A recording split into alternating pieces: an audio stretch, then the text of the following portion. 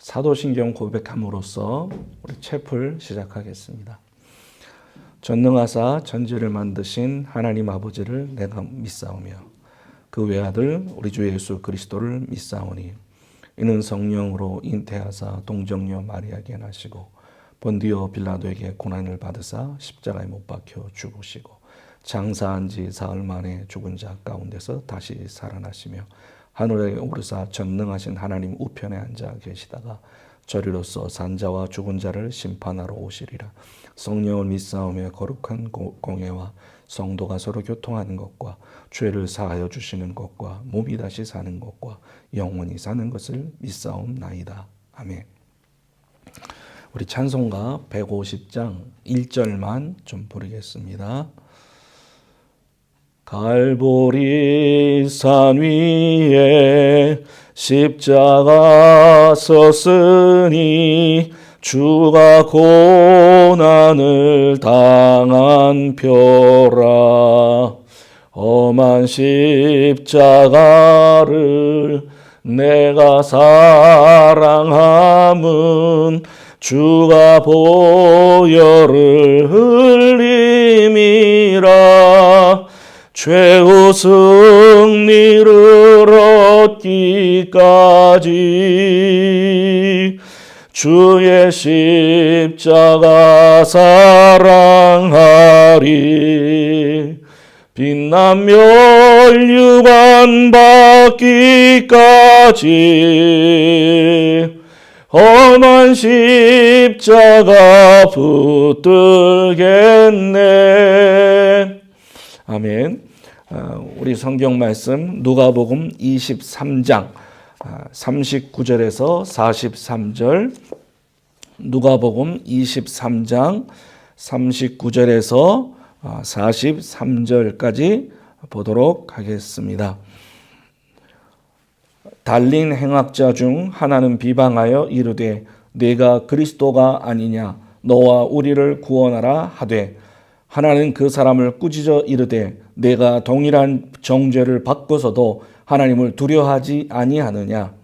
우리는 우리가 행한 일에 상당한 보응을 받는 것이 이에 당연하거니와 이 사람이 행한 것은 옳지 않은 것이 없느니라 하고 이르되 예수여 당신의 나라에 임하실 때에 나를 기억하소서 하니, 예수께서 이르시되 내가 진실로 네게 이르노니 오늘 네가 나와 함께 낙원에 있으리라 하시니라. 아멘. 잘 알려져 있듯이 예수님께서 십자가에 달려서 말씀하신 7개의 말을 가상 7원이라고 얘기를 합니다. 아버지 저들의 죄를 저들을 사하여 주옵소서. 자기들이 하는 것을 알지 못함이니이다. 내가 진실로 내게 이르노니 오늘 내가 나와 함께 낙원에 있으리라. 오늘 본문이지요.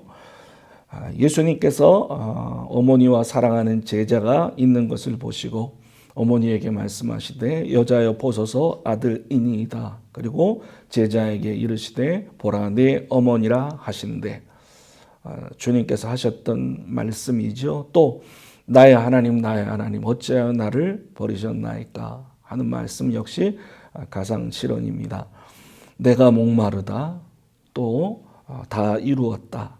그리고 예수님께서 아버지여 내 영혼을 아버지 손에 부탁하나이다. 이렇게 7개의 말씀을 하셨습니다. 본문은 가상 7원 중에 하나라는 것을 여러분 잘 아실 겁니다.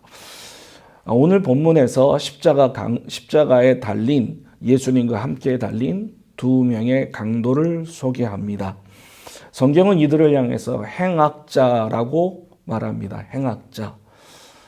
당시 십자가에는 아주 못된 그리고 아주 악한 사람들을 형벌했다는 것을 우리가 고려할 때 이 강도들은 아주 질이 나쁜 범죄자였다 하는 것을 우리가 알 수 있습니다.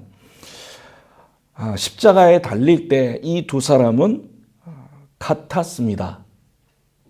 그렇지만 십자가에 달려있는 동안에 변화가 일어났습니다. 한 사람은 비방자 그대로 남아 있었고 한 사람은 회심자가 되었습니다. 두 사람이 같이 달렸지만 두 사람에게는 변화가 생겼다는 이야기입니다. 한 사람은 비방자, 그리고 다른 한 사람은 회심자로 남게 되었습니다. 마태와 마가는 두 사람이 모두 비방했다고 기록하지만 오늘 우리가 읽은 누가는 둘이 다른 반응을 했다고 말합니다.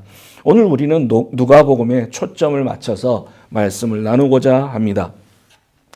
두 행악자가 십자가에 달리기까지 예수님을 처음 봤을 것이다 라고 말하기는 어렵습니다. 아마 예수님을 이미 알고 있었을 겁니다. 혹 예수님을 십자가에서 처음 봤다 할지라도 예수님에 관한 소문은 이미 많이 들었을 것입니다. 어떻게 아느냐? 한편에 있던 강도가 내가 그리스도가 아니냐 하는 말을 했죠. 이 말을 했다는 얘기는 강도는 예수님이 그리스도라는 말에 대해서 자기가 믿지는 않았지만 많이 들었다는 이야기를 많이 들었던 것이 분명합니다. 아마도 예수님께서 행하셨던 많은 기적들을 이 사람은 알고 있었을 것 같습니다. 마태복음 9장 26절에 보면 예수님께서 기적을 행하실 때마다 그 소문이 그 온 땅에 퍼지더라 이렇게 되어 있습니다. 이 소문을 이 두 강도도 들었다고 보는 것이 맞을 것 같습니다. 예수님의 소문을 들은 사람들이 둘로 나눠졌죠. 정치적인 메시아, 경제적인 메시아로 생각했던 사람들이 있었고요. 제대로 예수님을 파악하고 알았던 사람들은 그가 죄와 사망에서 죄인을 구원하기 위해서 오셨던 구세주 메시아라는 걸 알고 있었습니다. 자, 십자가에서 예수 그리스도를 비방했던 이 강도는 아마 전자에 속해 있다고 우리가 판단해야 될 것 같습니다. 내가 그렇게 기적을 많이 행했는데 정작 내가 급한 때가 오니까 그 기적을 베풀지 못하는구나. 이게 비방했던 강도의 입장이었습니다. 그러면서 예수님을 향해서 이렇게 말합니다. 너와 우리를 구원하라. 여러분, 구원하라는 말에 집중해 보십시오. 이거는 마치 명령문입니다. 아니, 실제로 명령이었습니다. 여기서 말하는 구원하라를 원어적으로 보면 이건 분명히 명령형입니다. 이 강도는 구원을 간구하는 것이 아니라 오히려 구원에 대해서 명령하는 겁니다. 그러니 예수님을 향해서 너와 우리를 구원해달라 하는 말은 실제로는 비웃음입니다. 비웃음이고 구원해봐 하는 명령이고 구원할 수 있어 이런 명령입니다. 하나님에 대해서 정말 극한 교만이죠. 하나님에 대해서 도저히 가질 수 없는 교만의 극치다 이렇게 말할 수 있습니다. 이렇게 예수님에 대해서 명령하는 반대편에 한 강도가 더 있었지요. 이 사람의 회심에 대해서 성경은 이제부터 말하기 시작합니다. 그는 다른 편에 있었던 예수를 비방했던 강도를 향해서 말합니다. 내가 동일한 정죄를 받고도 하나님을 두려워하지 않느냐. 이 강도는 앞서 말한 강도하고 다른 것이 뭐냐면 구원해 주소서라고 말합니다. 전자는 구원하라 명령이었지만 이 두 번째 강도는 저를 구원해 주십시오 하고 강청합니다. 명령과 강청 너무나 다른 반응이지요. 그러면서 이 강도가 전자 강도, 예수님을 비방했던 강도를 향해서 꾸짖습니다. 앞선 강도가 예수를 정치적 메시아로 생각했다면 이 사람은 분명히 예수를 죄와 사망에서 우리를 구원하시는 메시아로 믿었던 것이 분명합니다. 어떻게 아느냐? 그 사람이 예수를 죄와 사망에서 구원하시는 구세주로 믿었다는 걸 어떻게 아느냐? 그 사람의 고백 속에 포함되어 있습니다. 이 강도는 예수 그리스도를 향해서 신앙적으로 그리고 신학적으로 고백을 했습니다. 이 사람은 신학교를 다닌 적이 분명히 없을 겁니다. 그리고 신학을 배운 내용도 당연히 없겠죠. 하지만 이 강도의 고백은 매우 신학적입니다. 강도의 신앙 고백에서 어떤 조직 신학적인 순서를 찾을 수 없습니다. 하지만 이 사람의 고백 속에 신앙의 요소가 그리고 신앙 고백적 요소가 발견됩니다. 5개로 한번 그 부분을 살펴보겠습니다. 첫째로, 이 사람은 예수를 비방하는 것이 하나님께 책망받을 일이라는 걸 알았습니다. 예수를 비방하는 일이 하나님께 책망을 받는 일이다. 알았죠? 내가 동일한 정죄를 받고도 하나님을 두려워하지 않느냐, 이렇게 말합니다. 그러니 예수를 비방하는 것이 하나님을 두려워하지 않는 일이다. 바꿔 말하면 하나님을 두려워하는 사람은 예수를 비방해서는 안 된다는 얘기죠.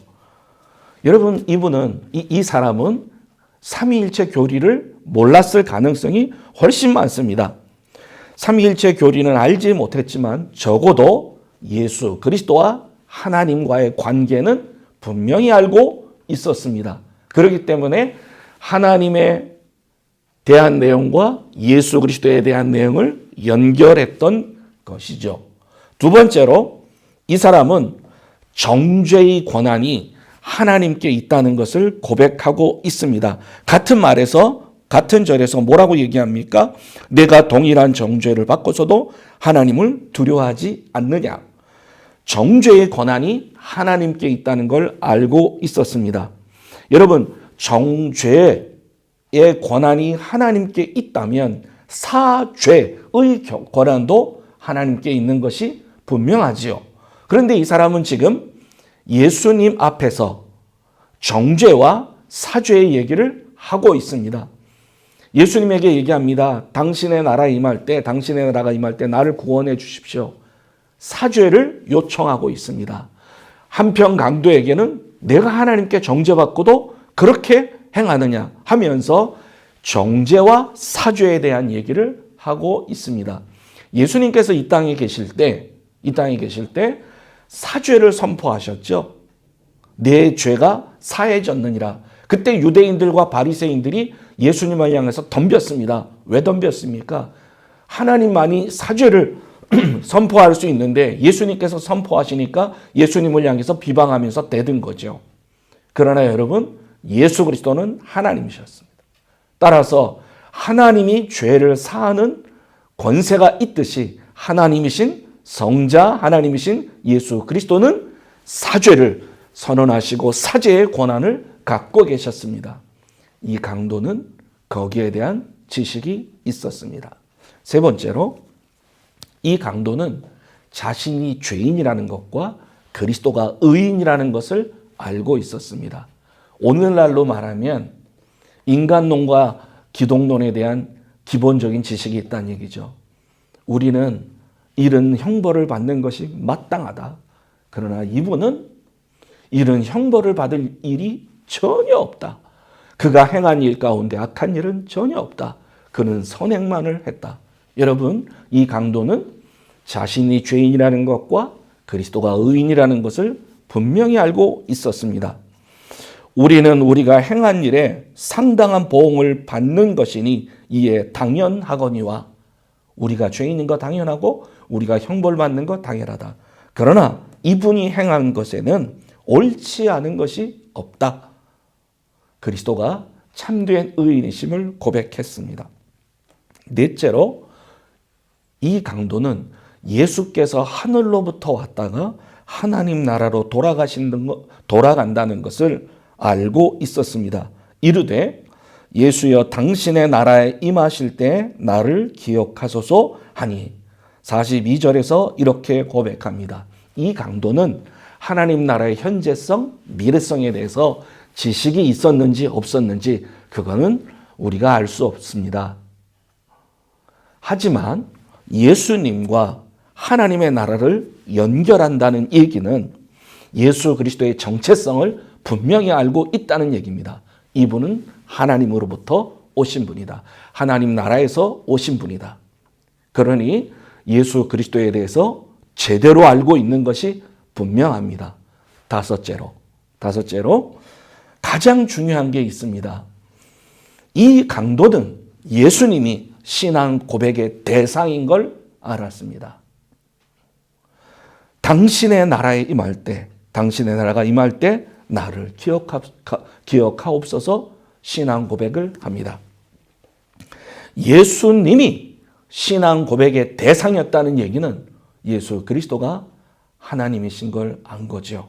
이분이 내 신앙 고백을 받으실 대상이라는 것을 안 겁니다. 여러분, 신앙 고백을 받을 대상이라는 말은 이분이 예배의 대상이 된다는 이야기입니다.